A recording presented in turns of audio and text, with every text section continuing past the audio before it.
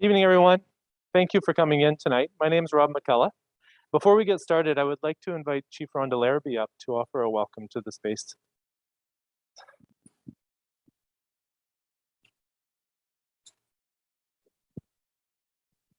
Thank you, Rob. OCM, OCM. Good evening, everyone. My name is Rhonda Larrabee, and I'm Chief of the New Westminster Indian Band.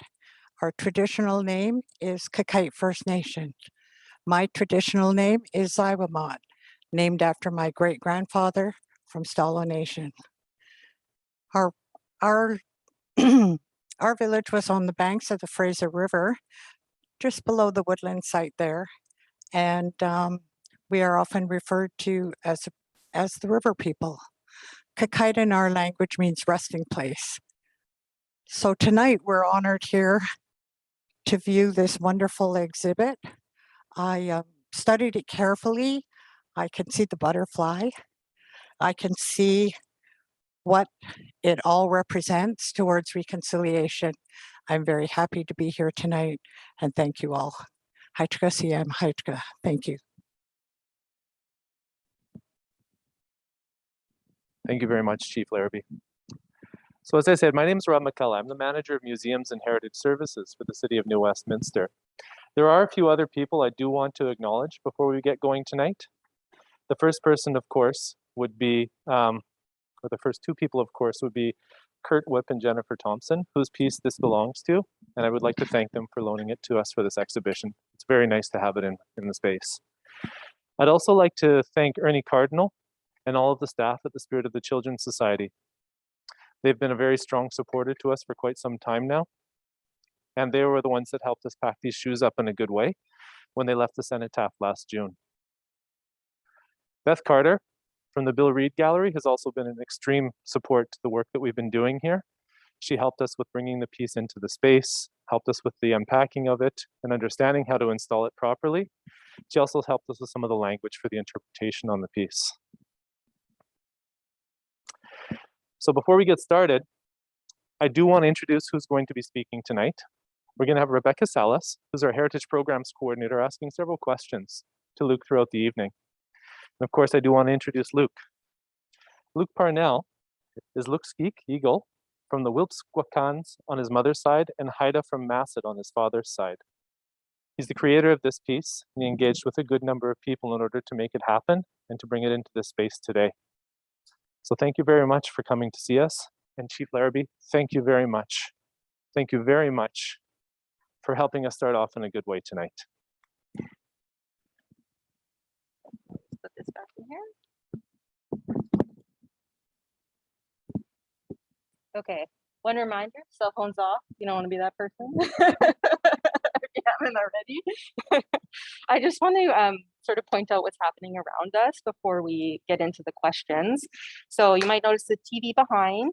So shout out to everybody who is zooming in and participating tonight. We'll give them a wave. So glad that you joined us, and we'll have sort of a flow for the evening, but know if you're joining us online, you will also have an opportunity to ask questions at the end through the chat if you'd like. So everybody is welcome to participate in the conversation. So we'll start off with a bit of a Q&A between Luke and I, and then we'll move to Q&A from the audience at the end. So if you have a burning question, don't worry, you'll have an opportunity to ask it.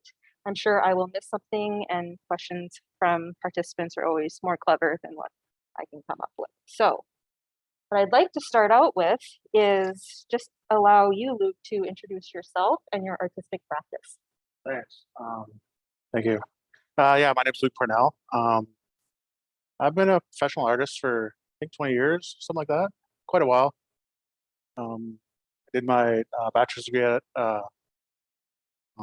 Ontario College of Art and Design and my master's degree at Emily Carr.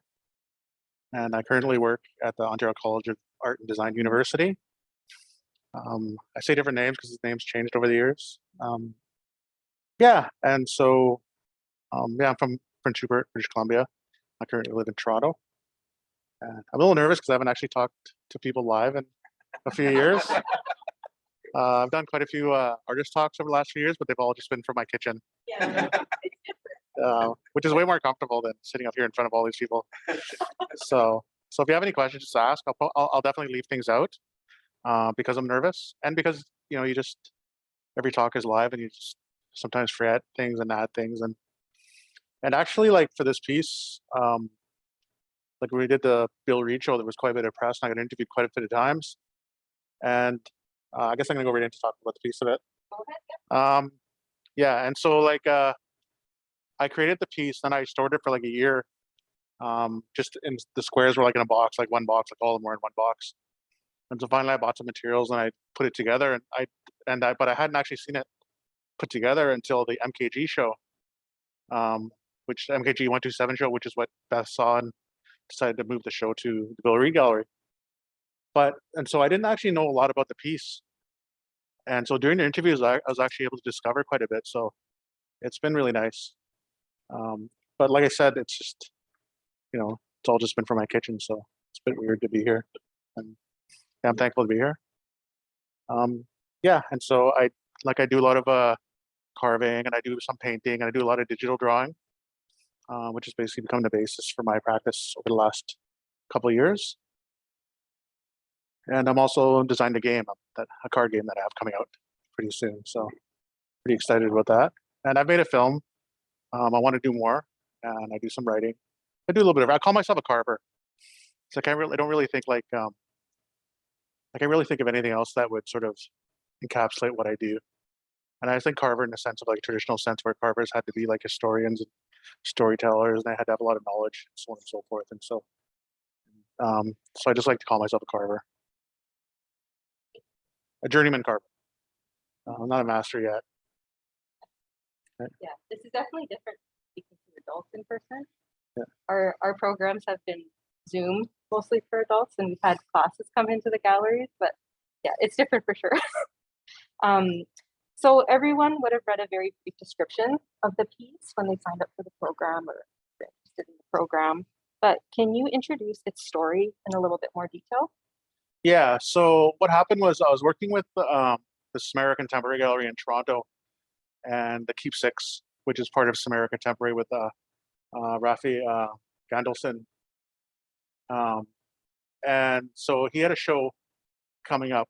This is a couple of years ago called Home Away Home. And I'd known Rafi for years. He went to OCAD the same time I did in the late 90s. I think he was in the drawing and painting. I'm not sure, but I didn't know him, but I would see him at parties. I knew him to look at, but I wouldn't hang out with him. And he recognized me, of course, because it was a much smaller school back then. And so we met at, I met him again at my friend David Himmel's house. He was having a party. And so we got to talking. He knew I was an artist and stuff. So, and he checked out my stuff and he came by my studio and did a studio visit. And he told me he had this exhibition coming up. It was like a 4-day arts happening. It's called Home Way Home. And most of it was for people who are immigrants to Canada. But when we got talking, he was just like, well, I like your stuff. And also like, you're from Northern BC. So you're actually, you're actually from farther away than some of the people who have immigrated to this country. So I'm from Northern BC and I'm in Toronto. It's like thousands of miles. So it's like, I wouldn't mind you doing the show. And he's like, oh, do you have any ideas? And, I didn't really have any too many ideas. We were talking in my studio and he was talking about maybe something more interactive. And so I had this idea, like, so the only thing I really had in my mind was I wanted to explore reconciliation, but I'm not really an academic. And so I didn't want to like try to write a paper or something. I was like, how can I explore reconciliation, like from an artist's point of view, like from some sort of, creating artwork and have that sort of be a way of exploring this idea of reconciliation in Canada. And so I sort of talked about that, and then I was like, maybe I'll do a painting, and I wanted to use a butterfly design. I'll get to that later. But so we're sort of bouncing ideas back and forth. And so he said, well, why don't we do something that's interactive, like where people can sort of engage with you?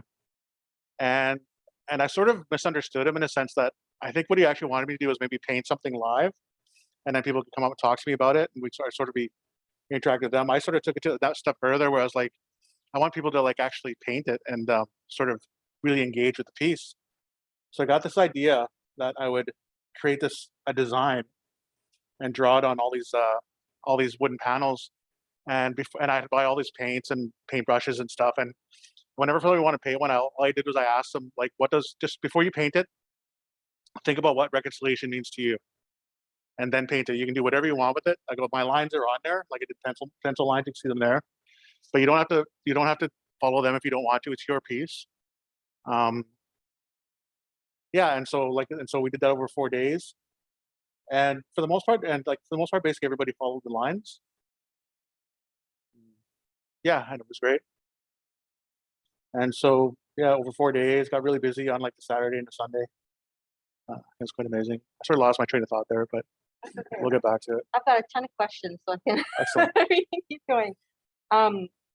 The big question, I think, is what inspired you to begin a conversation around reconciliation specifically, which is, I think, comes from a bit of a difficult place, and how you were feeling. If you'd like to share a little bit about that.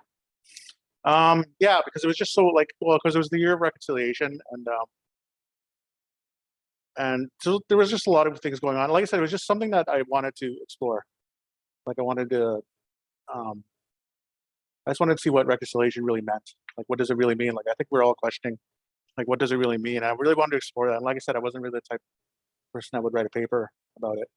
And so that's sort of what inspired the piece, and just timing, like with Rafi and like the 4-day event, and so everything just sort of came together really perfectly. Mm-hmm.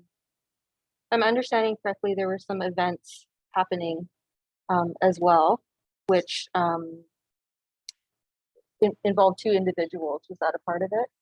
Oh yeah, talk about that. So basically, what happened was, I really asked people to think about reconciliation, and I really wanted it to be. I was hoping they would be really honest with me, sort of what they meant, and like I said, I told them they could do anything. Like, they could use text if they wanted. They could do whatever they wanted with the piece, and so I saved the bottom piece for myself. And so at the time, I wasn't sure what I was going to do with it. I thought I'd maybe carve a figure and have him coming out of the hole. And I had a few other ideas, and then I was sort of in the time of reconciliation. There was also the Colton Boushie and Tina Fontaine trials, and it really had a really harsh effect on me. And so, and I sort of knew, and I didn't think I was going to use that in this piece, because I came up with the concept for the piece like in the spring, and we did the big event in September. So over that time, I'd sort of, between my idea and when I did it, my opinion of reconciliation, it sort of soured. So when we did the piece, I was still thinking about just sort of like not being honest about what reconciliation meant to me. Like, I was going to just do something, I wasn't sure what I was going to do anyway. So people did the piece. It was really colorful, and there's a lot of really good feelings and stuff from the event, because it was fun. Like, people were just there. Like, most of them are not artists. And so, and that's one of the reasons that I put it away for a whole year, because it was just like, I can't really finish it because I really want to sort of mention the 2 court cases, or the two individuals, but I didn't want to. At first, it was just like, I want to, but I don't want to use them. They had such hard lives or tragic endings. I was like, I don't want to use them like for my artwork, like, because I thought maybe portraits, and I was like, no, like, I could, that I would feel like I'm using them. I don't want to use them because I don't have the right. And so in the end, I decided to go really subtle. I just sort of like etched in their initials in the cross piece. I had to recognize that, and what finally made me actually finish it was like, okay, well, I asked other people to be honest about what reconciliation meant to them, so I have to be honest what it meant to me before I did it, because and a lot about it too was like, I didn't want them to think I was gaslighting them either, like that I'd like had like an ulterior motive behind what I was doing, because I didn't, but I didn't want it to appear that way. But in the end, I decided to be honest, and so that's why I finished it the way I did.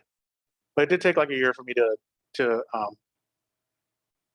complete it, because I had a lot of sort of conflicting ideas about it. Mm-hmm. I do have some questions related to some of the experiences from that festival. Yeah. But maybe before we get into that, this beautiful piece is here. Can you tell people a little bit more about the design of it?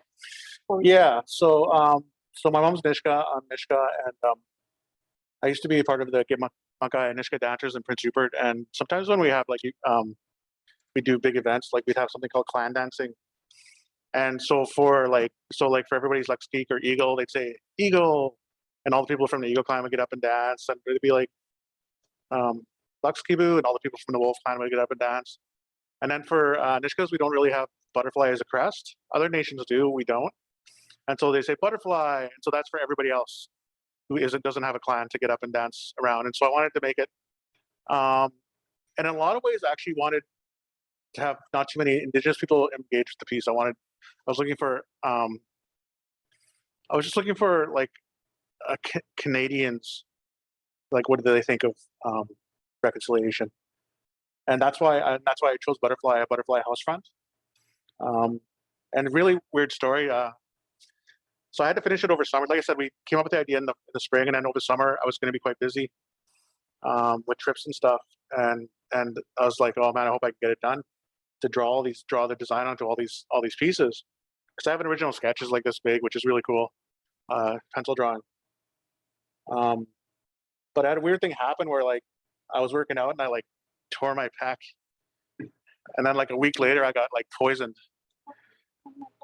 And so like after that, like if I walked like a block, I'd feel like I was having a heart attack because I couldn't breathe because of the poisoning, and I was getting like massive chest pains. I went to the doctor, everything was fine. It was just, you know, I got over it. But so I was basically stuck inside for the whole summer.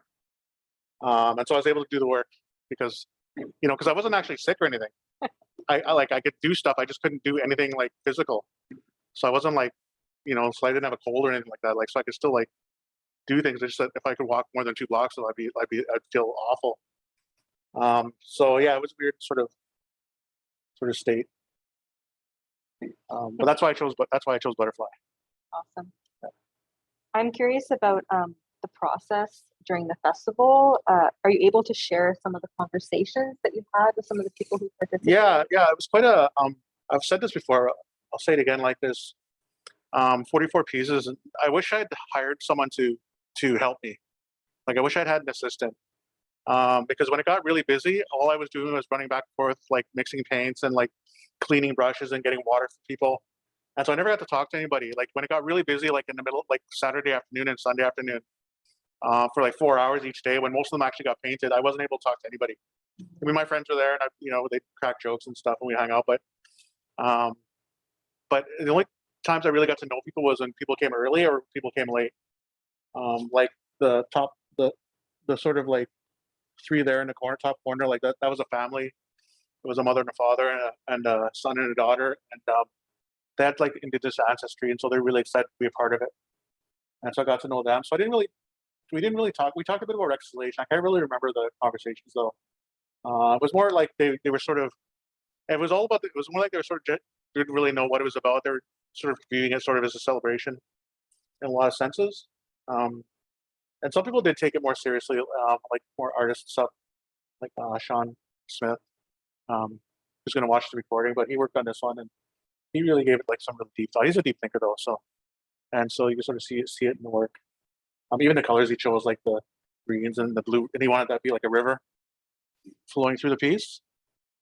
And then this little piece here, like off center here, like that was actually, at the end of the day, a mother came in with her son, and she's like, "Can he paint the piece?" I was like, "Sure." And he just went like crazy, like dabbing the paints and stuff, and he really enjoyed himself. It was amazing. Like I loved it. Like, and you know, I don't know what he was thinking about. I told him to think about reconciliation. And so for this work, I had to pay everybody. So what I did was I got like some brown paper bags, and I bought some like cans of pop and chips and chalk bars. I put them in a bag, and whenever somebody finished one, I get them to sign the back, and then I give them the bag. So that's my way of painting them. I should have like actually taken down their names or something and like who the people were, but I just didn't really think it through. Like I was just really excited about doing this project, and the piece was all about that day, at that time. I wasn't really thinking about the life after of the piece. And I said, if I said to these guys, like, if I'd known it would have a life after, I would have used more expensive paint. You know, this is all just really cheap, students' acrylics. And I bought these cheap brushes, but it was all about like me sort of exploring this. All I was thinking about was the research at the time. I wasn't thinking about the artwork, which is strange to say since I'm an artist, but yeah. And so as far as like the way the piece looked, like over the year, I sort of felt like reconciliation had become sort of like what's the word I was using? Like a what do they call it when you put something in front of something else? facade. Facade. So I always thought it was a facade. So I wanted to look like a facade. That's why I have I had these screws sticking out, because I could have hid the screws if I wanted to, but I didn't want. I wanted it to be like very, very like obvious that it's a construction, and I left the boards up on the tops so people could see them. So I wanted to be very clear that it was just hiding something, or was just in front of something to sort of make it look better.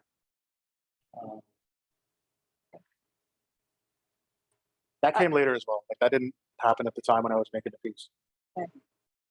I was going to ask this later, but it's right on topic. So in my own research and from what you said right now, you've spoken about not feeling nostalgic or overly attached to past works. Yeah.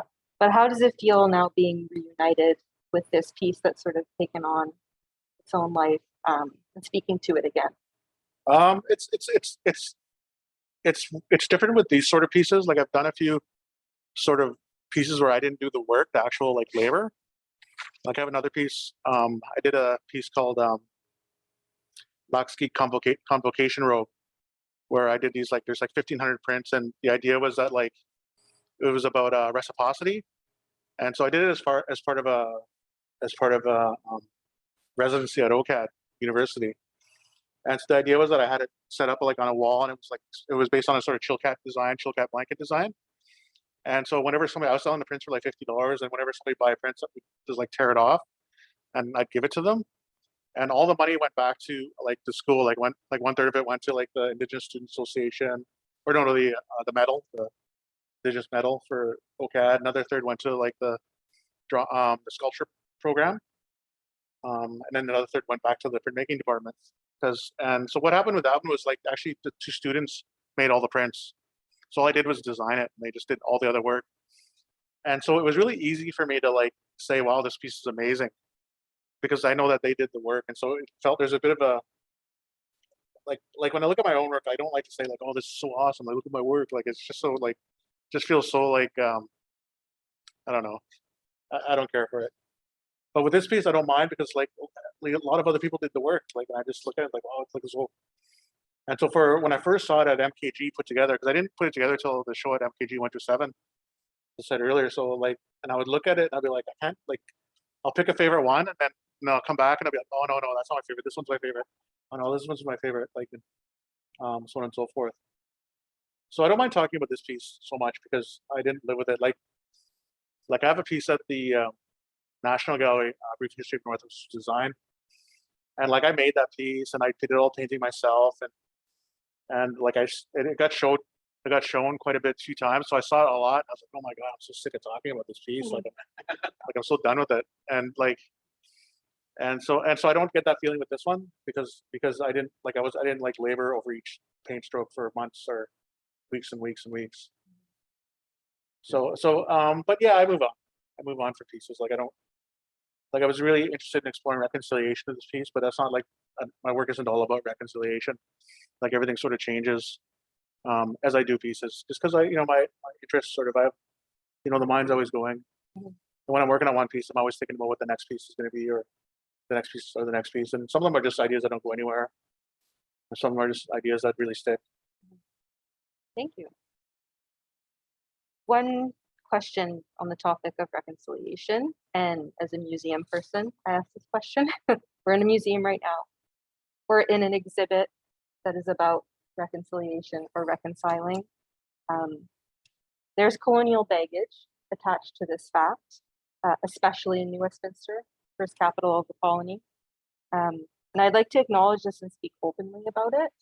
And so I'm just curious about your thoughts on this. I know you've spoken a little bit about this before, but. Yeah, I've spoken about,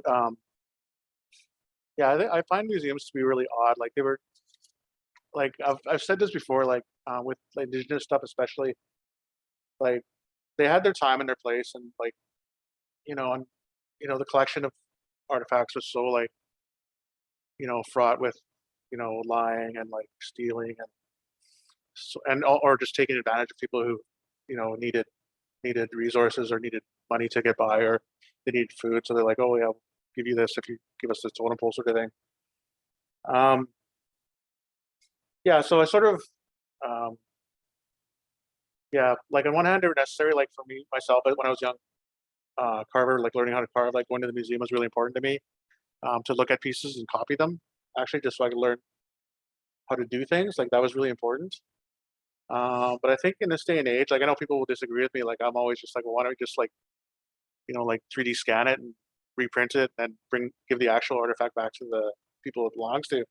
But I had some people would be like, no, like indigenous people are like, no, that's would be awful. But I'm just like thinking in this day and age with like virtual reality, and you don't really need to keep the actual artifacts, like because with some of the museums galleries, like having the pieces is more about prestigious. Whereas like where if you bring them back to the community, it's actually important to the people's cultural history. And I think that, I think that's more important than this prestige sort of thing, that really a lot of museums have. Like I was in a museum of natural history in New York a few years ago, and there was so many things there, and like these really crappy like display cases, and there was like water damage on the walls, and it was dark, and I was just like, man, and they have these huge like bins, or not bins, but places with all this stuff downstairs, stuff I've only seen in books. I was able to go and like look at them, and I was like, man, I should be like, I should have been able to look at this like back home. Like this is where it's from. Like I should have been able, like little things like we look at the old pieces, like they're so perfect, and the way they're photographed, and like, and if you could turn it around and look, you can see where the carver didn't do such a great job, or you can see where the paint line wasn't so great. You can see all these sort of things, and that would make like that would like, and I think that would be humanize the past for us, like rather than looking at these people as if they were, all these great legends. Like no, they're just people like us. Like some of them, they did great works, obviously, but some of the works wasn't the greatest. But and that makes it okay for you, where we don't have to be so perfect. We're held ourselves to these like high standards. Like we can have like high standards, but also like recognize our own humanity. Like so, I wish all this work was back home, and I don't see why it can't be. And also, like, there's this great article I read about totem poles and that they're markers for territory. The fact that you have like Haida, Nisga'a totem poles and on Coast Salish territory is really sort of weird, because it's a marker for Haida territory, but it's on Coast Salish land. It's not Haida territory, but that's what the totem pole is saying, because it's not supposed to be here. So yeah, I didn't exactly answer your question, but I sort of No, I just told you how I just your feel about it. thoughts. That's exactly Yeah. what I was asking. Yeah, you have done some work about returning items home, Yeah, right? Can you speak to that a little bit? yeah, I did a piece called Phantom Limbs. The National Gallery owns that piece as well. Actually, I wish they'd show it again, because I think it's an amazing piece, and the aesthetics of it are really quite important in this day and age. But it was about the Haida repatriation project, where they found over 400. We returned over 400 ancestor remains back to Haida, and it sort of came in a roundabout way where I was when I was actually first learning to carve, before I started apprenticing with Henry Green, I was taking a toolmaking course in Haida, and I met Christian White. And Christian White's father and my father were friends, and so he was very friendly to me when he found out who my dad was, and he invited me to his shop. And they're telling stories about how they just got back from New York, and they were looking at they're trying to negotiate get the remains returned.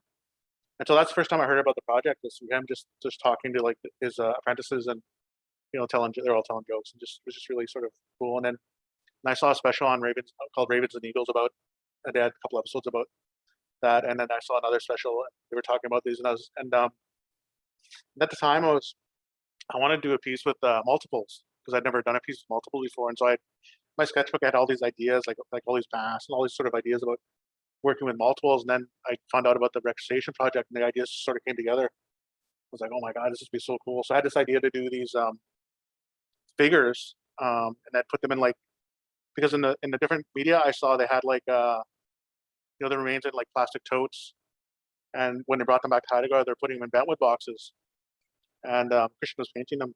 That was pretty cool. And so I had this idea of like sort of creating a piece that would sort of recognize the transition between the bentwood boxes and the plastic totes. So I made these little bentwood box. Well, they're made out of acrylic. They were plexiglass, but they were curved cut and they were bent. So they were actually designed to look like bentwood boxes, and I made these little carvings. And there ended up being 48 of them. And it worked out.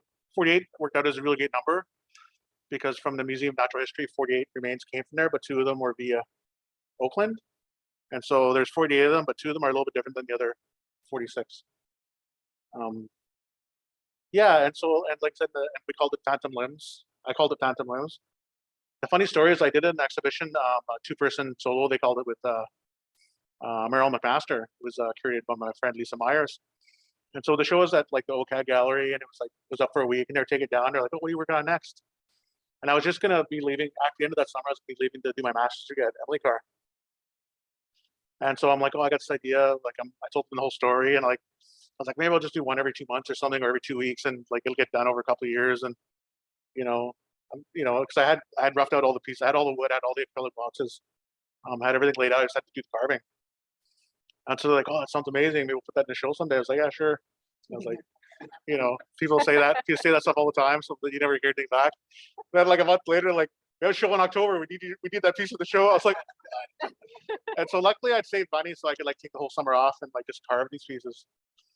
And I don't know what happened, but I was leaving for Vancouver. Like I was living in Toronto. I was leaving for Vancouver like the middle of August. And but I left for Toronto. I'd only carved 6. And I know why I did. It was really weird. Like I was carving them, and I was in my kitchen, and like I'd carved a couple of figures, and I had them up there, and they're sort of, I didn't put any eyes on them. Like I wanted to seem like they were sleeping or they were dreaming. But they were just there, and their presence. And I was almost like, man, should I even be doing this piece? Like, is this unethical? Like, I don't know if I should be doing it or not. And so I took quite a few weeks off, and I was like, well, you know what? I'm Haida, and my family's from there, and there's a chance that some of those remains might be my ancestors. And also, nobody really owns the story in a sense of like with Nisga'a, you own stories. It's our story. And so I finally came to the conclusion, okay, I can do this piece. And so that's why I had to take a break from it. So when I got up to Emily Carr, I was like first semester of like my master's degree, and I had to carve 42 of them in like 2 months. And so I was at the school like 7 days a week, 13 hours a day carving, plus doing my first semester. And it was crazy. Like there's even a point where my hands were starting to bleed just from like, and thank God I used basswood, because like if I'd used a hardwood, like it would have been brutal, like on my muscles and stuff. So thank goodness. Yeah. But yeah, that was a fun piece to do. It was You seem like you're very intentional and thoughtful when you go through these processes for each piece. So I'm curious, when people come and see this piece in the museum here, what would you like them to take away from it? Do you have a sort of hope in the experience that they might have when they spend time with this piece? not so much. Like I said, it's weird because for me the artwork was the actual 4 days, and this is a remnant of those 4 days. And one of the things, like I said, I discovered more about the piece doing the interviews. Well, someone asked me like, have you created any sort of document like about the experience? And I said I didn't know. I didn't know what to say. So I never had the question before. So I gave some answer that was total BS. Like just sort of trying to answer the question the best way I could. But then I realized afterwards, I was like, this is the document. This is the document from all that work and from the experience of those 4 days. Like here it is. Like, and so I guess I want people just to realize that this is a document of like what people thought reconciliation was at that time, what I thought it was at the time. But I'm just one of many like that. And I don't really consider it a collaboration in the sense that there's two people sort of bouncing ideas off each other. It's a collaboration, but I framed it completely like literally I framed it. But I also had the lines on the boards. I told them what they should think about when they were doing it. It was complete. But after that, it was all up to them. So it is a collaboration in many senses, but in some senses, it's not a collaboration at all. It's more of I'm more of facilitating something for them to experience. Well, you started alluding to this a little bit, but you talked about where your mindset was at this time and what inspired the piece. But how are you feeling about reconciliation today, and has that feeling changed? You started talking about that a little bit. I still feel the same way. I feel like it was, because not really a lot has happened from it, and especially in the world we live in now, there's been a lot of anti-Indigenous, and it's anti-Indigenous sort of feelings in this country, and I think it was positive in a sense, like something sort of came out of it, but I don't think enough, and I don't think the government went further enough. like I've had this conversation before, and sort of what I think reconciliation would be, and then like I've given all my crazy ideas, like there should be like almost like a shadow cabinet, federal cabinet of Indigenous people who hold the same jobs as the non-Indigenous, like to sort of like to go back and forth like a double government. Like I've had like all these, land back obviously it's huge, like at the very least, like all the crown land should go back to Indigenous people and more. That should be the starting point. Is land back for sure. Like after that, there should be other things done, but I don't think there's actually the law.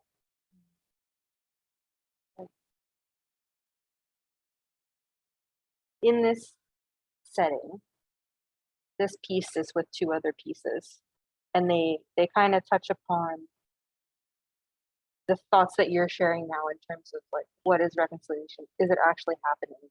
What does that process look like?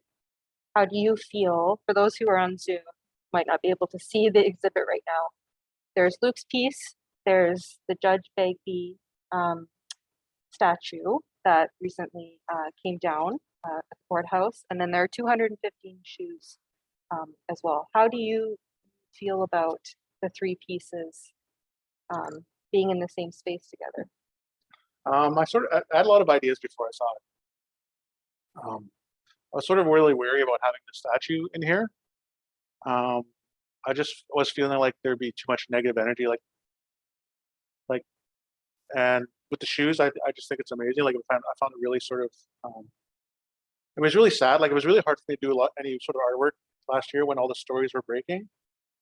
And then this last one a few weeks ago, like that hit me pretty hard as well. And so, but I don't really feel all the negative energy from them.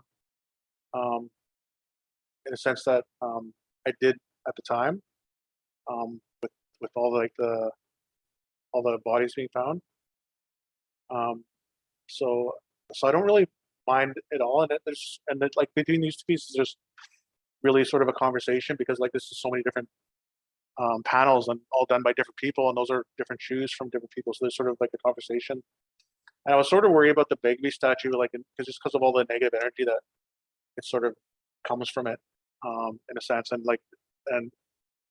maybe even more powerful laying on its back than it was standing up, because standing up in the park where it was, I understand it was pretty much forgotten, and maybe a lot of people didn't even know what it was about. Just some random dude on who had a bronze made after him. And so I felt like, but powerful, I don't know which way. I felt like this was like a really interesting curatorial experiment, and I wasn't sure if I wanted to be a part of it at first, but then I thought, what, this is really interesting. I do want to be a part of it. We'll see where it goes from here. So I'm not sure how I feel about it as yet. Maybe someday I will. Maybe I won't. I don't know. But we talked about the piece, and I was like, what we should do after the show is we should like melt it down, and I'll create a sculpture, and we'll use that bronze to create a new sculpture with my sculpture. And I thought that would be cool. Because bronze melts. Well, we're trying to, and it's expensive, so like that'd be better. Like I can make like a giant wax sculpture, and we'll put a mold over it for the bronze. And yeah, thank you for that. We're trying to start a community conversation about this, so ideas are welcome and comments are welcome. Yeah, thank you for that honest answer. I'd like to give just an opportunity for you to share that. Are there any pieces that are connected to this one? Were there any follow-up pieces? Not really any follow-up pieces. Like I said, I just this was sort of that moment in time and where I was at the time, and I create other works just as it comes. Mm-hmm. Just inspired by everything. Like for example, like when they had the number of remains they found like a few weeks ago, I came up with an idea to do these when I do these prints. I think 8, and so the idea I don't know if I can do it or not, but I'm just giving you guys an idea. Sometimes I come up with ideas and I just don't do them, but the idea is like it's gonna be called "We Were Warriors." But I was thinking about like we used to be like for some reason there's just like our past can sometimes just sit sort of this static place of like, I don't know, what did we do? Like we were just sitting around like waiting for the fishing season or sitting around waiting to gather. It's like, no, like people had to build houses. There were architects and there were, you know, and there were shipwrights, which people who made canoes. They knew how to make canoes. And there was also like cartographers, like, you know, people traveled up and down the coast without maps. Like they understood how to go. They'd look at the stars. They'd look at the currents, the tides. They'd look at they remember, you know, the points, like where they should travel. Like there was people who were cartographers, there's, you know, architects, people designed houses. Like there was people who had, like, it was a society and people did things. And, but I think sometimes I think that those little sort of details can sort of get lost in the sense that maybe we're all just hunter gatherers or something, and or artists, or people always like to focus on like the sexy things like shaman and, you know, like people, you know, like medicine people, and whereas I don't think, no, there's also people who actually did like other really important work. And so I wanted to create this like maybe 8 or 7 portraits of young Indigenous people, but one will be like, you know, they were cartographers, maybe sort of have like other imagery of like maps and stuff, and sort of like a digital print in a sense. So that's the idea I'm working on now, and I was all inspired by that news conference they held a few weeks ago. So the ideas come up to me like that. Yeah. A lot of times. That's great. Maybe I'll just ask before we take questions from everyone here, or if there are questions on Zoom, where people can find you and follow you to see what you're doing. For the most part, you can just follow me on Instagram. So Luca for 10 or Luca for 10. Yeah, and we're doing a hashtag. Like we're also doing we have like some photocopies of each piece, like without the painting on it. And we have people, and we're gonna have like markers and like crayons and stuff here, and people can color them, and we're gonna put them up, and so it'll be changing all the time. And so we're gonna use the hashtag Neon Reconciliation Explosion. It's a long hashtag, but it isn't being used. So I mean, I took pictures. And it makes sense. I was the first one, and so you'll be able to follow that on Instagram, I guess. Yeah. And so they'll just take pictures once in a while. So it'll be changing. It'll always be changing. And that was something I wanted to do with the Bill Reed Gallery, but unfortunately, that was right in the middle of the pandemic, so we couldn't do anything like that. And the reason I wanted to do it was because of sort of how this piece was created. And I just want, like, whenever, like, when the kids and stuff are doing it, I just, like, you know, ask them, what does reconciliation mean to you, and then just get them to paint it. And whether they think about it or not, that doesn't matter. This idea was always sort of meant to be interactive that way, so I think it'd be really fun to see what happens with it. Yeah. So that'll be that big blank wall there. Yeah, and I've got a show coming up in May at the Macaulay Fine Arts on 2nd Avenue there. And that's going to be a piece I did for the Barley Gallery last year that didn't actually get to open, unfortunately. Repeat the Chorus 3 times. It's a installation. It was at the Toronto Art Fair as well. And some new work. I'm creating some new work for that show as well. I'm working on it right now. And then I have another show at the MKG 127 in October. And that's going to be pretty much all new work as well. Because, you know, I've been really like blessed over the pandemic to sell basically everything that I had. So I have to make new work for new shows. Yeah, and like, yeah, I think that's everything for now. It's gonna make me pretty busy for the next 6 months. Yep. We'll And then spread it this out. show, you can come here and see the piece because its capacity limits are gone Yeah. Well, for now. it's definitely been nice to have people in here with us. Yeah, To of the talk New about- West. Yes.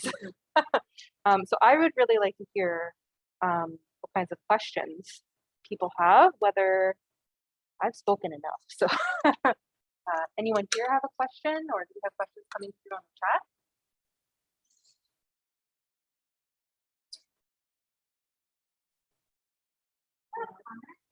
Yeah. I've known this from, I didn't know that you referred to yourself as a rapper, but when you said that, it made sense. And I just love that this piece was completed by our this like 4 small pieces. That was like should have best sort of speaks to Thanks. I have a question. Yeah. There's a process. I'm just gonna stop you there, and I'm gonna get on mic duty here. Oh, I don't need a mic, I'm loud. Are you sure? Oh, yes. Okay. Thank you. Mine is more one of those, where the panels done individually or was it installed like this when you painted it? When people painted it, I made like a frame, like a really, really crappy frame out of like 1x2s. And so we just stuck those together. We had them on the wall, and we like there's two little holes, so we were just stapling them onto the frame as people finished them. And so we had them all randomized, so people couldn't tell like what they were painting. So people didn't know where the negative positive space was when they were painting them. So they didn't have a picture knowing that it was a butterfly. I told them the whole story, so they knew it was a butterfly piece. But and they were just really limited by the paints I bought. And the neon paint I actually just bought because a friend of mine, Daryl, at OCAD, works in rapid prototyping. He's like, "Oh, I'll come down if you buy neon paints." And I'm calling him out here because he didn't come. He had a good reason, but he didn't come. But I bought the neon paints for him. But people loved them, and people just started using them. And like these three people didn't even know each other. Like these are all done at different times, and they ended up together for some reason, which is really weird. Yeah. Thank you for that question. Yeah, an arts person, you can tell that's the right question. Not to fill the space, but I have another comment. Yeah. Sorry. Oh, really? Oh, they can't hear this. Yeah. Because Okay. See. But the other comment I wanted to make is about the statue. I was having a conversation with Gordon when we came here about how that's laid in. And I find it really actually a really great pairing with your piece because your piece is so vibrant and alive and a shape of a house, but also a metamorphosize of like hope and where we're going in the growth, where this is decommissioned and off on the side. And it's kind of like an afterthought, which is necessary. And then with the shoes, the impact of the shoes, and it's a collective as well, a collective of tragedy and history and individuals, where it was individuals that collectively got together that's on display. I get the clump, sorry. But I just like, it's beautiful. Did your title come before or after the piece was During. during? Yeah, before that it was called my working title. I have working titles because I do manage to come up with some good titles though. But I have working titles just because I need to have something. So the working title was Reconciliation or Recolonization. I knew that wasn't going to be the title of the piece, but I had to have a title. And so we got all of it up. It was like the last day, and my friend Himmel was like, he's like, "This looks like a neon reconciliation explosion." I was like, "Oh my god, that's like the best title." I was like, "I'm keeping that." I was like, "I'm not giving you any money, but I'll give you credit." So here, have a bag of chips. Yeah. Sure. So two questions. One is, how did you select the individuals who painted each panel, or how did that come about? And then the second one, and maybe this is more for back in the museum. I understand you're going to do activities with kids. Is there any thought about doing that with adults to have conversations in our community about reconciliation? It was totally random. It was the 4-day festival was on, and so we were in like a back alley behind like a it was really cool because we were behind like a I was in Kensington Market in Toronto, and we were behind like a taco stand, and so it was really amazing because we always get like good food while we were working.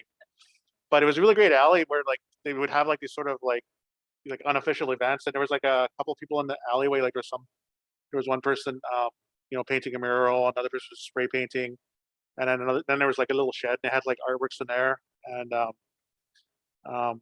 geez, I wish I could remember her name, but there was a performance by a singer as well that came in and did the work. So it was all, and so people were just coming by, and if they wanted to paint, they paint. And the funny thing is, like, I had like artist friends who came by and painted some, but I had a lot of artist friends who didn't want to because they didn't want to like paint in front of, maybe their expectations to be like it has to be awesome, and so I can't just like paint this crappy thing like in front of everybody sort of thing. But so a lot of them are non-artists who painted the works, and some of them were like one of them. There's like 5 people painted one. So yeah. So yeah, no, it was just random. Like that's the way I wanted it as well. I wanted to mix. I wanted to invite people, and then also I have some that Because people happened to come by. And reconciliation was really in the national sort of mind frame at the time as well. So I can answer the second part of that. Well, everyone will be welcome to participate in the interactive part of Luke's piece. And actually, the person who was asking a question before, if I can call you out, her name is Roxanne. She's the Arts Services Program Coordinator here.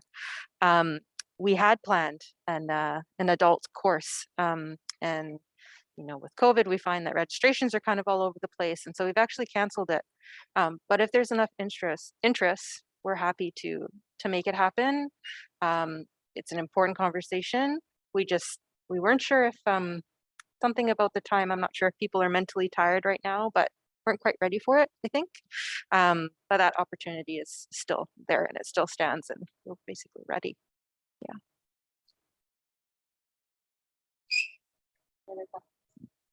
I have a question for the owners, if they're open to it.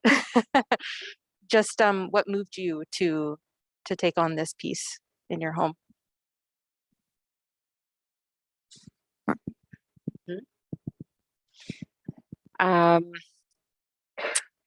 Quite a few years ago, well, I grew up on the west coast of Vancouver Island and in New Channel territory, and I'm well familiar with, I guess, local art from the community that I grew up beside, the Cayuquet. And the more I got, the older I got, the more interested I got in reconciliation based on what I had observed in the different communities I lived in the west coast. And I have actively been looking for reconciliation art and looking to sponsor it from living artists, and was told a number of times that reconciliation is dead, that there's no art that is worthwhile making around it. And from some amazing artists. And so a woman that we know, Sarah McCauley, who is an art dealer in Vancouver, flew to Toronto on a whim and came to see Luke's piece and phoned us and said, this is reconciliation art. I found it for you. And so for many reasons, I find it extremely inspiring, and not the least of which is the community aspect of it and the individual interpretations. And the negative space, I have to comment on that. I did an exercise with you through the Bill Reed Gallery, and it was intensely frustrating not knowing what the negative space was. I hated the outcome of my piece. I was so mad. Yeah. So anyways, I don't know if Kurt wants to add to that. No? Yeah, I'm really pleased that we're going to be able to have people coming and talking in front of it, because I think that's going to add a lot to the conversation. So I appreciate Luke, and thank you for this. All right, well, thank you. You have a question, chat there? I don't know my glasses, so you gotta take them. Sure, I'll read it. I can read from back here. Is it up there, Ellen? It's scrolling a little slowly on our end. But I believe the question was if you could comment on your thoughts on having your piece in a capitalist market. Oh, yeah, it doesn't bother me. I'm not a communist. I'm just joking. No, it doesn't bother me to sort of have work. I mean, because I feel like I do work on my own terms, and I want to, like, other people see. I have ideas, and I want other people to be able to see those ideas. And if I didn't make money, I couldn't, like, afford to make any art. I mean, it's the world we live in. Like, that's the world we live in. So honestly, I'm very wary of being, like, exploited more than I am wary of sort of selling work. Because I enjoy doing what I'm doing, but sometimes I worry that, like, I get worried about sort of, like, that's why I had to talk to Robert a few times before I actually agreed to have the piece with the Begbie statue. I wanted to be sure of his intentions before I would work with him, because I was worried about sort of coming into a situation where people have an idea that just, which was the whole thing behind this piece, was that maybe someone had an idea ahead of time and weren't being really honest with me about what the intention for the work was. And then I come see it later and I'm embarrassed by sort of having it be here. You know what I mean? And so I'm very wary of that sort of thing. And like, because I get emails from people about like, hey, we should do NFTs, and I'm just like, I don't even know anything about NFTs. So I don't mind being in a capital system, but I do draw the line somewhere. I don't know what that line is yet, but I sort of play it by ear. So no, it doesn't bother me. I mean, Okay. It's back in the old days, we had more of a barter system and potlatches, and so people shared wealth and so on and so forth. Whereas nowadays we don't do that so much, so we sort of have to adapt to the times. Thank you. Thank you very much. We have another question up there. Alan, I think I gave a good answer, but Yeah. I know, I appreciated that answer. A couple other questions have popped in and pushed the other question higher up. But it was related to, it says, I didn't read the whole TRC, only the part in the summary, which relates to me as a new Canadian. I'm trying to learn about the history of Canada and what was done to Indigenous peoples. Each time I learn, an automatic reflex comes out of me, which is, what? This happened in Canada? It's not like I don't believe what happened to Indigenous peoples, but I'm just shocked. Because I come from a country that does not have a good record of human rights, and before coming to Canada, I was under the illusion, can you scroll down a bit, Alan? If it's at all possible, under the illusion that Canada is the epitome of human rights. Now, scrolling up quickly. Now reflexive shock is often interpreted as offensive, and I don't understand why. My question is, how are the immigrants of color supposed to react and control our feelings when we learn about the dark side of Canada? I don't know. I think I can answer that. That's that one's heavy. I don't know how you're supposed to go up. I don't know. Read more. Come to stuff like this. Like I don't know. I can't. I have no idea how you're supposed to react.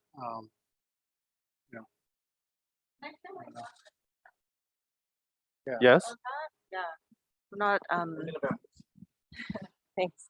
Not an immigrant of color, but I think one difficult conversation and question that is often asked when people come, especially into the galleries, and especially since we've been putting this exhibit in, is how people are supposed to feel about it and what they're supposed to think about it. First, that's very individual and everyone can take their own journey, but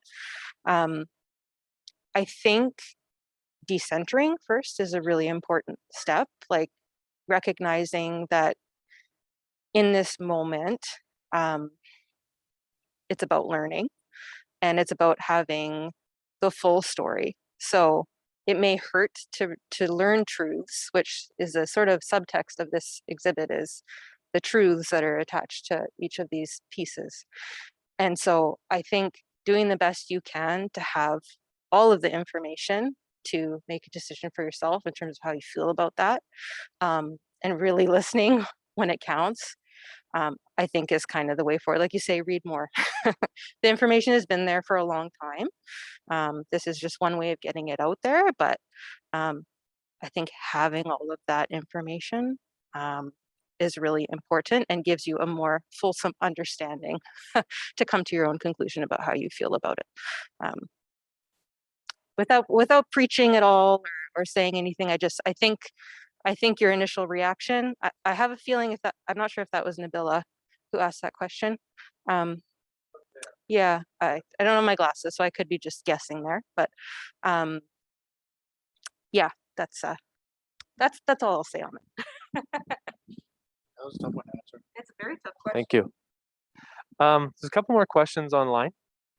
One's from Ernie Cardinal. I've made many collaborative button blankets, banners for high schools and elementary. Every child/youth was given the opportunity to participate on creating the BB banner, button blanket banner. However, in brackets and my question, I had to go over many times and resew or fix some of the buttons. So, have you had to do that with some of the artwork, with some of your panels, or do you think that readjusting the artwork takes away from the piece? No, I didn't do any. I just wanted an honest opinion. Like some of the panels aren't finished. No, I wanted to be honest. And I didn't know how it was when it was done because I didn't know how much people were going to be involved. I also wasn't sure if even they'd all painted. Like I wasn't sure if we're gonna have enough people. Like someone would just be looking at the drawings that I did. But I think what this person is doing is different than what I did.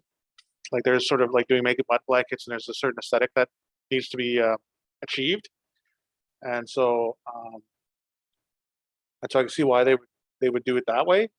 Whereas this, there was no aesthetic that I was trying to achieve. Like I had no idea what it was going to look like when it was done. I didn't know if it would look good or not. It became pretty clear pretty quickly though that it was going to look pretty awesome though. Like even when we had it up on the wall, like I have pictures. I don't know if I put them on Instagram or not, but if I did, they're there. Where there was like maybe half of them were done. It was all sporadic because I had them really randomized. Like, it wasn't like one after the other, like from top to bottom. The family that came in, the reason they're all in the rows because they came on the first day and they were the first ones to do it, and they were just laid out there and they just grabbed the first four, and that's when I decided to randomize them. And so people didn't know which ones they're doing, so there was no real aesthetic. In a sense, I mean, in another sense though, I also picked all the colors, and so I guess there was an aesthetic, but really loose. Thank you. There's another one up there from online. You said that you've lost faith in reconciliation. How do you feel about the process moving forward? And what would you like to see the government do to help this difficult process? That's a tough one. I think I sort of gave my ideas. Yeah. For what I wanted, so I don't really want to repeat that. I'm not sure. To be Okay. honest. I sort of, I don't know where we're going as a country. Like, this. So we'll see. I'll probably make an artwork about it. once I do get my ideas together, I'll probably end up making something about it. Yeah. So I'll answer that question later, I guess. My answer. Part 2. Yeah. Okay. Are there any other Ruby? Thanks, Rob. Are you working on any pieces now or intend to that you can share? Yeah, well, I talked about the framing piece. I'm probably gonna make. I'm pretty excited about it. But they always say you have to, wait for the, what do they say? Wait for the hangover. Like you get these ideas for pieces, and they seem so exciting, and then it's a good idea to wait and see if it's actually something you're still excited about. Because they're so labor intensive. Like even the digital drawings are so labor intensive. That you have to really be in love with an idea to keep going. And carving, especially, because I'm a slow carver, so it takes me forever to finish anything. So yeah, I'm working on a piece for the Macaulay show. The working title is like Starlight Tour, and so I'm working on it's like giant print plus a carving. So I'm working on that right now, and I'm working on a painting, which will actually be sort of similar to this in aesthetics, but it's going to be 21 8-inch by 8-inch cradle panels. And it's one painting. It's called The Audience, and it's sort of like there's sort of dancers, and there's like a couple totem poles on the side, and then on the top there's like a people watching, and the people watching will be done sort of. I'll do them sort of an abstract manner, but it's meant to be sort of like non-Indigenous people watching. Sort of this sort of it's sort of about why are people fascinated with Indigenous culture in that sense, like, and what, like, how are they viewing it? So I'm sort of it's a new idea. I'm sort of exploring it. I'm just drawing it now, and I'm sort of posting different images on Instagram about the piece. The way I designed it is sort of like an aspect, like a film aspect ratio. And so for color, I'm going to look at different scenes from different films and sort of choose color from that point of view. So, yeah, and then I'm working on I'm still figuring out and then I'm just working on some other paintings and prints and stuff for the other show. Yeah.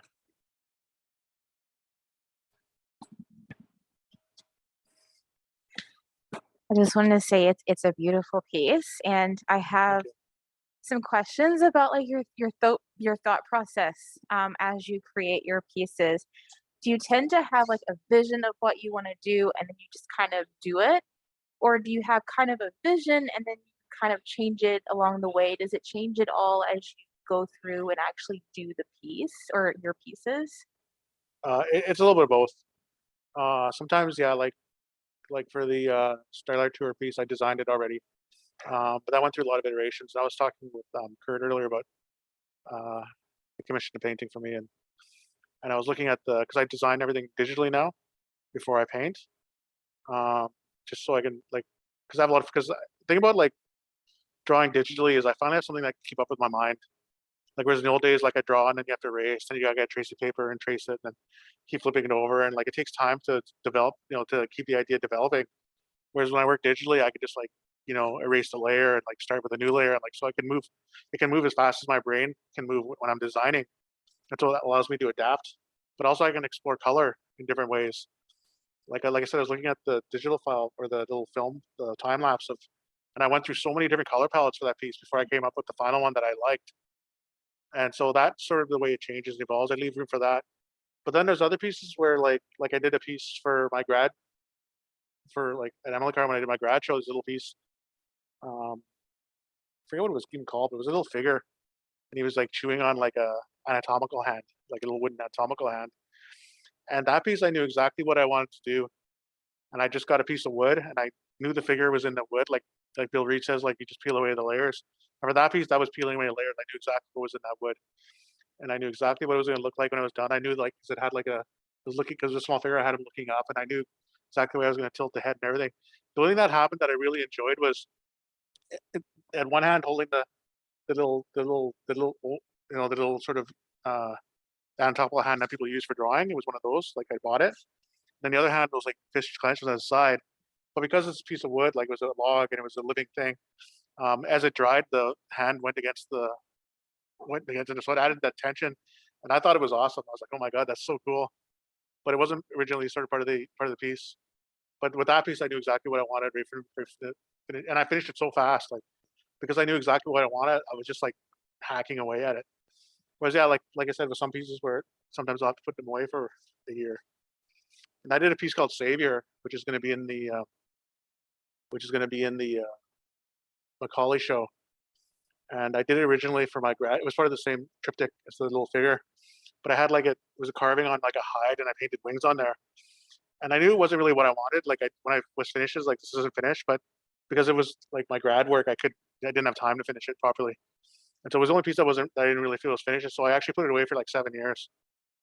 Um, the most part mostly because I forgot about it, but also just 'cause I didn't know I was going to finish it. And finally, I came up with this idea to finish it, and so I finished it later. So with that one, I sort of had a rough idea of what I wanted, but then when I got there, I realized it wasn't working. I had to do something else. So it just depends. Just one more question about the thought process. Is there a color or color palette that you notice that you tend to work with more than others that might mean more to you than others? Um, I try not to, but orange has been my favorite color for my whole life, basically, and so um, and so to work, and so I tend to use that. But orange has become such a powerful color in the indigenous community. So um, you know, so now I think about it more before I use it. Whereas before, because it has so much meaning now, but it's always been sort of a color, and it's a really hard color to use because it can really dominate a painting, and so you really just have to really just be careful when using it, just use it as much as you can, so you understand how to control it. Thanks. Sure, there's another one on the screen. If you were to do this type of process again, apart from hiring an assistant so you can have more conversations, would you like to do something even bigger so that even more people could be involved in the conversation? I think for this sort of like the process of doing this piece, I can't really think of anything that I would want to do with the process. I don't have any ideas around it where I'd want to do it. So at this point, I would no, because it was a moment. It happened, and there's where results right here, and for foreseeable future, I have lots of ideas of what I want to do with artworks. Like even like I have 10 other ideas after the work I'm doing for these 2 exhibitions this year. Like like my brain never stops working with coming up with these things. So I don't really have time. Unless I come up with an idea that will bring it back, I won't do it. Like I won't. Yeah, I can't see it happening. And I felt like this was big enough. Yeah. Like, you know, and it wouldn't even have been this big if it wasn't public. Everything I said, everything just worked out. It was just perfect. Two more questions? Three more. Okay, great. Could you explain about your piece remediation and how it relates to neon reconciliation? Remediation, the film. Yeah, I don't know if it relates. I guess they all relate in a sense because they'll come out of my brain. But the remediation was a film I made, and that was really about. It was about another film made by the CBC called. It's called The Time Is Told in Skangway Now. When I saw it originally, I think it was just called Totem Poles, and it was sort of this documentary where Bill Reed and some other anthropologists went to Haida and they cut down these old totem poles and brought them to the museum, and the tone of the film was quite condescending, and so I felt like I had to do a reaction to that film by making my own film and carving my own totem pole, and so I think it was more about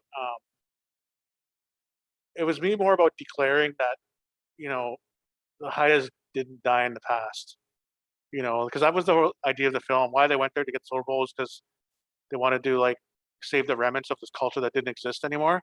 And they really sort of pushed that point in the film. It was in really subtle ways, like talking, like there was a line about how like they're talking about how like the white men grew their beards while the natives used their electric razors. It was sort of like, and it was sort of a comment, as a little giggle, sort of, and they're sort of separating the Haida who's brought them there on their boats to the Haidas who carved the totem poles, like they were two different peoples.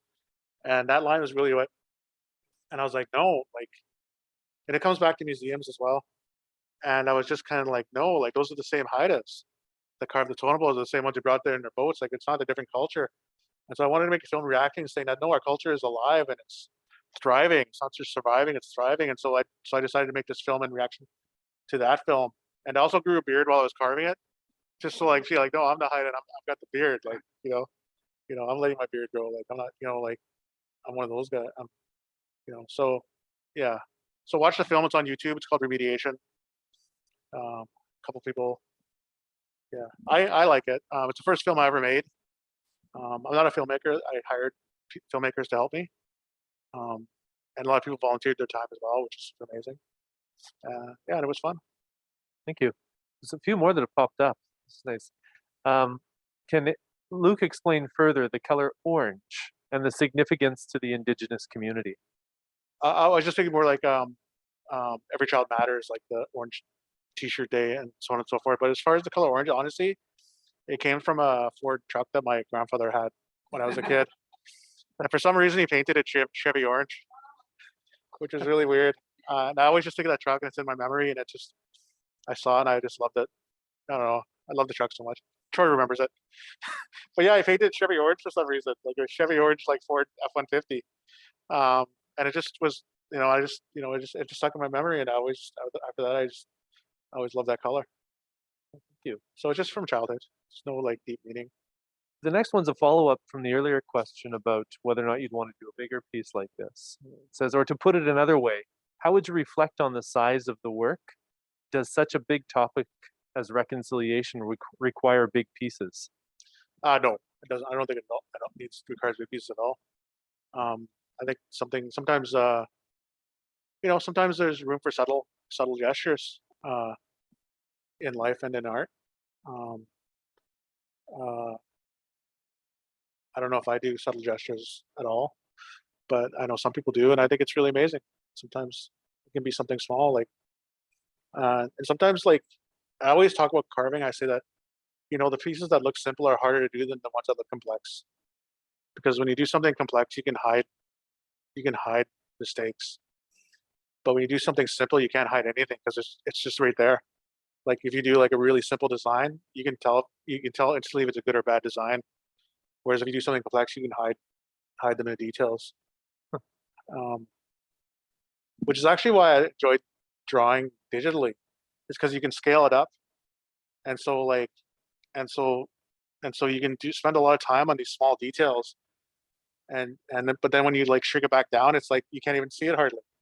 Like it's such a small detail, but you made it so big, and I've heard talks from comic book artists and how they intentionally make their brushes bigger because they don't want because they end up getting too into it, like spending all this time on this small detail when you can't even see it, like when it's live.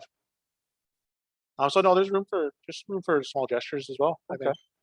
Thank you. The next one is, how did you choose the two individuals that you carved the initials in the door? That was from the court cases. Colden Bushi and Tina Fontaine. They were both like in the same summer, I think, and they just made me so angry, and I felt so distraught over it that it. And like I said, there was reconciliation was the big topic at the time, and so the three of them sort of just were in my mind. So that's how I chose them. And final one that's on the list there is, would you ever consider doing an Every Child Matters t-shirt? I haven't. I haven't at the time. There's a lot of really nice ones out there that I really enjoyed. I've seen some stuff done by amazing artists, but no, I haven't really. I basically go on, for a lot of things I just go on inspiration. If I'm inspired to do something, then I will. But at the moment, I don't. I mean, I do commissions, like but as far as like something like that, like no, I don't have any plans right now. Yeah, I just if you could humor me for 1 second to complete my thought. You keep saying it was a moment, and I have to acknowledge that I have Ernie in my mind right now. He did a video that was what was it called? The Canada We'd Like to Become. What was it called? Yeah. Yeah. We should strive to become. Yeah.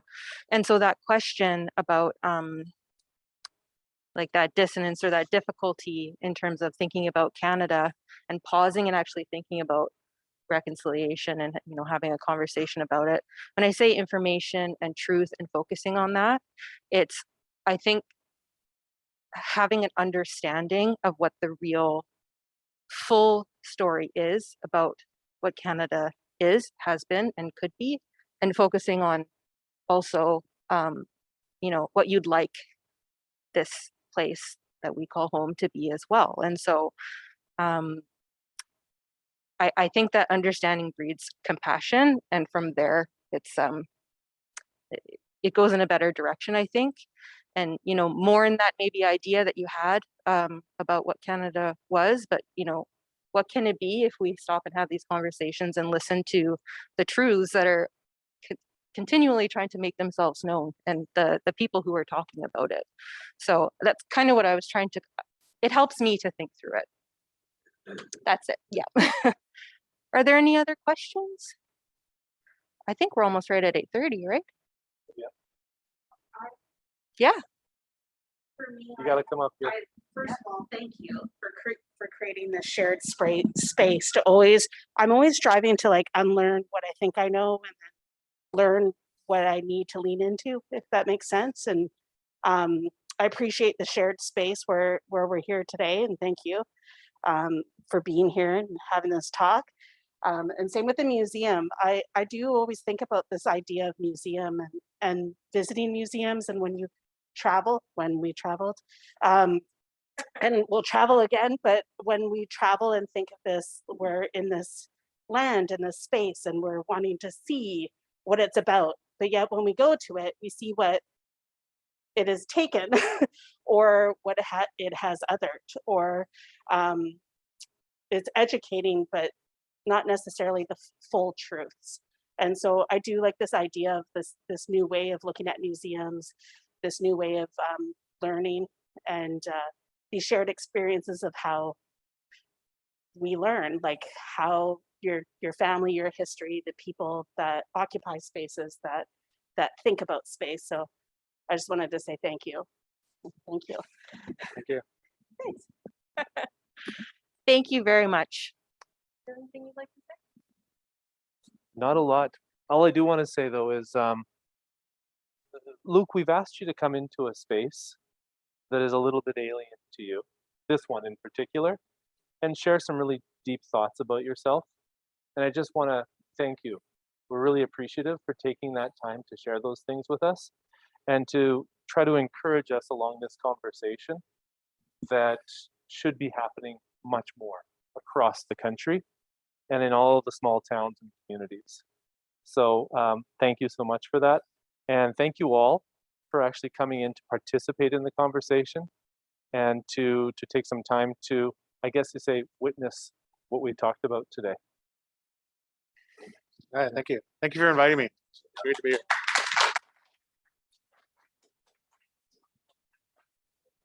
All right. All right, good.